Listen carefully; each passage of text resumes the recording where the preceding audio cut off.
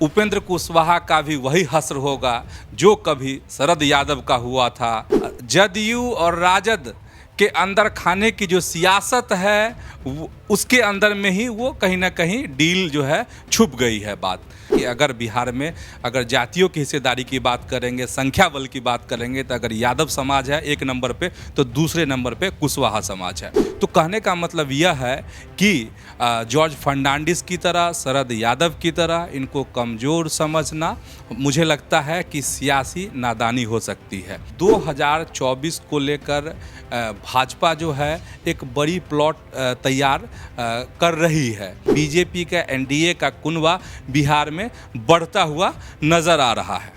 Pitch जो है जबरदस्त तैयार हो गया है खुद ब खुद उपेंद्र कुशवाहा के लिए, बीजेपी में एंट्री के लिए। मुख्यमंत्री नीतीश कुमार जो हैं कई नेताओं के पर्चे काट रहे हैं। तो नीतीश कुमार से मनमुटाव की वजह, ललन सिंह से मनमुटाव की वजह, जदयू से मनमुटाव की वजह एक यह भी बड़ा कारण कह सकते हैं। चिराग पासवान और अशोक चौधरी आमने सामने हो सकते हैं। तो ये तीसरा पर्चा जो था वो उपेंद्र कुशवाहा का था।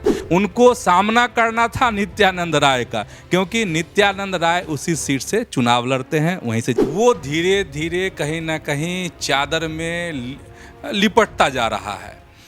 नमस्कार। इन दिनों बिहार की सियासत में उपेंद्र कुशवाहा की चर्चा हर जगह है, चाहे वो सत्ता के गलियारे हों या गांव घर का कोई चौक हो, कोई पान की दुकान हो या फिर चाय की दुकान हो, बस सबकी जुबान पर एक ही नाम है, वो है उपेंद्र कुशवाहा। लेकिन उपेंद्र कुशवाहा ने जो एक बड़ा सवाल उठाया कि डील, और डील का जो मुद्दा है वो धीरे धीरे कहीं ना कहीं चादर में लिपटता जा रहा है। मतलब यह कह सकते हैं कि जो डील का मुद्दा था वो जदयू और राजद के अंदर खाने की जो सियासत है उसके अंदर में ही वो कहीं ना कहीं डील जो है छुप गई है। बात अब सबसे ज़्यादा अहम ये हो गया है कि लोग कह रहे हैं, राजनीति को समझने वाले विश्लेषक दिन रात जो सोचते रहते हैं राजनीति पर और जो राजनीति करते भी हैं, उनका सिर्फ एक ही कहना है अब कि उपेंद्र कुशवाहा का भी वही हश्र होगा जो कभी शरद यादव का हुआ था, जो कभी जॉर्ज फर्नांडिस का हुआ था। लेकिन मेरा मानना है कि ठीक वैसा ही परिस्थिति वैसे ही बन रही है। मुख्यमंत्री नीतीश कुमार ठीक वैसे ही बयान दिए हैं जैसे कि कभी उस समय में उन्होंने दिए थे, लेकिन वैसा होने नहीं जा रहा है। उपेंद्र कुशवाहा का हाल शरद यादव जैसा नहीं हो सकता है। उपेंद्र कुशवाहा का हाल जॉर्ज फर्नांडिस की तरह नहीं हो सकता है। इसके पीछे कारण है, और कारण यही है कि जिस समय नीतीश कुमार उफान पर थे और जॉर्ज फर्नांडिस बड़े चेहरा थे और नीतीश कुमार को उन्होंने आगे बढ़ाया, यह बात किसी से छुपी नहीं है, जग जाहिर चीज़ें हैं। लेकिन जॉर्ज फर्नांडिस जो थे वो बिहार के नहीं थे, सबसे बड़ी बात। और बिहार में जिस तरीके से जाति की सियासत का एक बड़ा दौर आया उसमें कहीं भी जॉर्ज फर्नांडिस फिट नहीं बैठ रहे थे। क्योंकि एक तो पहली बात कि वो बिहार से नहीं थे, और जिन जातियों का बोलबाला बिहार में है या पहले था या आगे रहेगा कह लें, तो उसमें वो कहीं से फिट नहीं बैठते थे।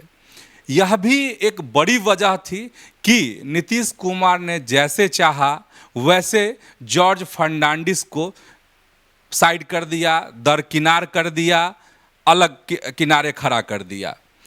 और दूसरी एक और भी वजह थी कि जॉर्ज फर्नांडिस की उम्र भी हो चली थी, और यह भी एक कारण था कि नीतीश कुमार को वह सियासी फाइट नहीं दे सके। हालांकि उस समय में जॉर्ज फर्नांडिस ने बड़ी कोशिश की थी। हाथ पैर जो सियासी हाथ पैर है, राजनीतिक हाथ पैर जो जिसको कहते हैं, उन्होंने कम नहीं चलाए थे। जिन दर्शकों को उस समय के राजनीतिक घटना की जानकारी होगी, ध्यान में होगा, वो सहज इन चीज़ों को एक साथ मिला सकते हैं, जोड़ सकते हैं। तो एक ये बात। ठीक वैसे ही शरद यादव का भी कुछ ऐसा ही था। शरद यादव में और जॉर्ज फर्नांडिस में थोड़ा अंतर जरूर था। शरद यादव जो थे यादव समाज से थे, लेकिन बड़ी बात यह थी कि वह भी बिहारी नहीं थे। हालांकि दिलचस्प है, हालांकि शरद यादव ने जो राजनीति की बिहार में वो कहीं ना कहीं यादवों के इर्द गिर्द ही की, लेकिन बिहार के जो यादव समाज हैं, जो यादव वोटर्स हैं, उसके पक्के नेता नहीं बन पाया। उन्होंने लोकसभा चुनावें भी कई बार जीती, अपना एक बड़ा समर्थक वर्ग भी खड़ा किया, लेकिन वो जादू, वो करिश्मा नहीं था जो करिश्मा लालू प्रसाद में था। तो इन सब चीज़ों की वजह से क्या हुआ कि शरद यादव को भी दरकिनार करने में नीतीश कुमार को वह परेशानी नहीं आई। लेकिन जो उपेंद्र कह रहे हैं लोग कि उपेंद्र कुशवाहा का भी वही हश्र होगा, वो इसलिए नहीं होगा कि उपेंद्र कुशवाहा जो हैं, सबसे पहली बात बिहारी हैं, बिहार के हैं। और दूसरी अहम बात यह है कि वो जो हैं लव कुश समीकरण से आते हैं।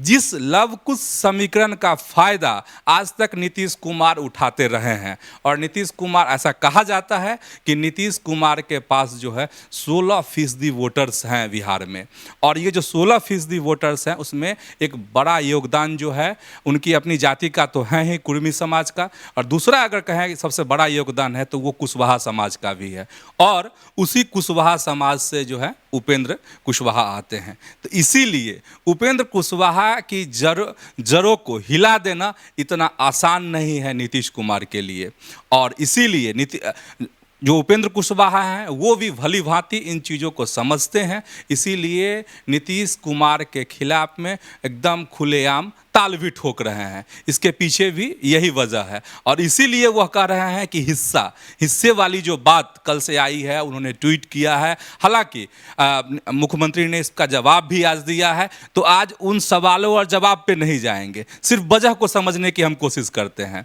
उन्होंने हिस्से की जो बात की है वो यही है, क्योंकि वह जानते हैं कि वह जो है जॉर्ज फर्नांडिस नहीं है, वह शरद यादव नहीं है, वह उपेंद्र कुशवाहा हैं, जिनकी जड़ें बिहार में बहुत मजबूत है। और जड़ें इतनी मजबूत है कि जैसा आंकड़ा है, जैसा कहते हैं कि जो आंकड़ा है, सबसे ज़्यादा अगर बिहार में कोई जाति है तो वो है यादव, और इसके बाद अगर किसी जाति की हिस्सेदारी है तो वो है कुशवाहा समाज। इसीलिए उनका हिस्से पे ज़्यादा जोर है उपेंद्र कुशवाहा का। और उपेंद्र कुशवाहा की ताकत को समझने के लिए आपको थोड़ा सा पीछे चलना पड़ेगा, थोड़ा सा जो ऐतिहासिक चीज़ें हैं, जो तथ्य हैं, उसको भी समझना पड़ेगा। जैसे उपेंद्र कुशवाहा जब पहली बार विधायक बने तो उन्होंने मुख्यमंत्री नीतीश कुमार ने उनको नेता प्रतिपक्ष बनवाया था। ये भी ध्यान रखने वाली बात है। और क्यों बनवाया था? क्योंकि उनके पास वोट है, मतलब कुशवाहा समाज का वोट है। जैसा कि अभी मैंने बताया कि अगर बिहार में अगर जातियों की हिस्सेदारी की बात करेंगे, संख्या बल की बात करेंगे, तो अगर यादव समाज है एक नंबर पे, तो दूसरे नंबर पे कुशवाहा समाज है। अच्छा, अब चलते हैं 2014 में एनडीए के साथ मिलकर उपेंद्र कुशवाहा जो है, उनकी पार्टी रालोसपा उस समय थी, वो चुनाव लड़ी। रालोसपा 3 सीट पे चुनाव लड़ती है, और तीनों सीटों पर जो है रालोसपा जो है फतह करती है, और मोदी कैबिनेट में उपेंद्र कुशवाहा शामिल होते हैं, केंद्र में मंत्री बनते हैं। तो कहने का मतलब यह है कि जॉर्ज फर्नांडिस की तरह, शरद यादव की तरह इनको कमज़ोर समझना, मुझे लगता है कि सियासी नादानी हो सकती है, और मुख्यमंत्री नीतीश कुमार इतने नादान नहीं हैं। इसीलिए हाँ, नीतीश कुमार ने यह बात ज़रूर कही है कि जिनको जहाँ जाना है चले जाएं, लेकिन आज की जो बात है, मुख्यमंत्री ने जो कही है, वो बात कहीं ना कहीं इस चीज़ को पुष्ट करता हुआ नज़र आ रहा है कि वो चीज़ों को संभालने की कोशिश भी कर रहे हैं। हालांकि जो जदयू के प्रदेश अध्यक्ष हैं उमेश कुशवाहा, उनकी बातों में थोड़ी तल्खी जरूर नज़र आई है। इसीलिए यह कहना मुझे लगता है कि जल्दीबाजी होगी, और परिणाम जो है क्या होगा वो तो भविष्य के गर्त में है, लेकिन उपेंद्र कुशवाहा का वो हश्र नहीं हो सकता है जो हश्र कभी जॉर्ज फर्नांडिस का हुआ था, शरद यादव का हुआ था।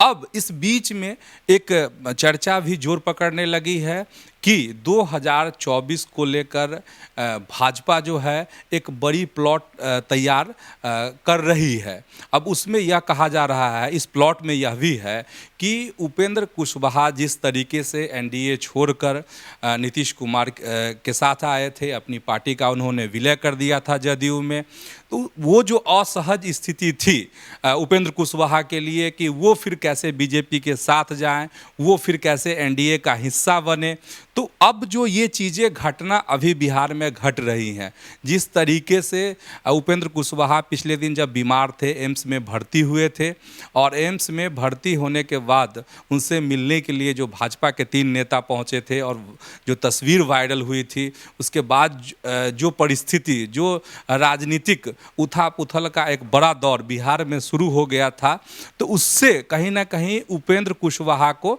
ही फायदा मिला है। फायदा ये मिला है कि अब उन्हें एनडीए में शिफ्ट करने में उतनी बड़ी परेशानी नहीं होगी जितनी कि अब एक कह सकते हैं कि एक पिच जो है उनके लिए तैयार हो गई है उपेंद्र कुशवाहा के लिए।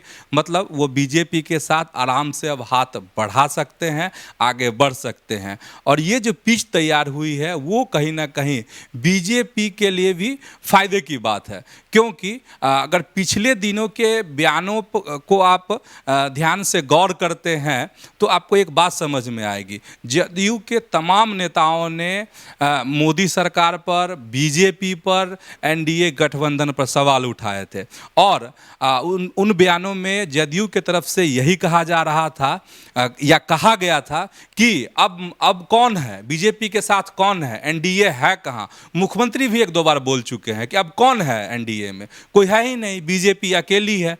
तो अगर गौर करेंगे तो देखिए, अगर 2024 का जो चुनाव होगा उसमें किस तरीके से बीजेपी ने अपना जाल बिछाया है और अपने कुनबे को जो है बड़ा करने की बिहार में किस तरीके से बीजेपी की कोशिश हो रही है, उसमें 2 चेहरे हो सकते हैं अगर आसानी से देखें। एक तो उपेंद्र कुशवाहा, जैसा कहा जा रहा है कि वो बीजेपी के पाले में चले जाएंगे, एनडीए में शामिल हो जाएंगे। हालांकि अभी बड़ा उधेड़-बुन का दौर जो है जदयू में ख़त्म नहीं हुआ है, लेकिन इस तरह की संभावना जताई जा रही है। तो मतलब अगर उपेंद्र कुशवाहा इधर चले जाते हैं तो और चिराग पासवान तो इधर करीब करीब हैं ही, उनका अगर गठबंधन हो जाता है चुनाव को लेकर बीजेपी से, तो जो कुनबा खत्म होने का सवाल कभी जदयू के नेताओं ने उठाया था वो सवाल खत्म हो जाएगा, यानी कि एनडीए का कुनबा।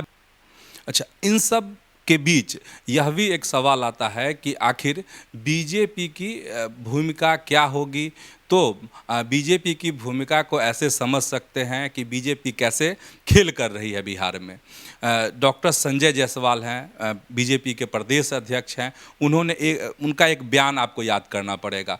उन्होंने बयान में कहा था कि 1990 से लेकर 2005 तक जिन्होंने भी जंगल राज के खिलाफ आवाज़ बुलंद की है, इस लड़ाई के लिए जो है अपनी कुर्बानी दी है, लड़ाई लड़ी है, उन सब का बीजेपी में स्वागत है। तो एक समय था कि उपेंद्र कुशवाहा जो हैं इस जंगल राज के खिलाफ ने आवाज़ बुलंद की थी, लड़ाई लड़ी थी। तो वही मैं कह रहा था कि पिच जो है ज़बरदस्त तैयार हो गया है खुद ब खुद उपेंद्र कुशवाहा के लिए बीजेपी में एंट्री के लिए।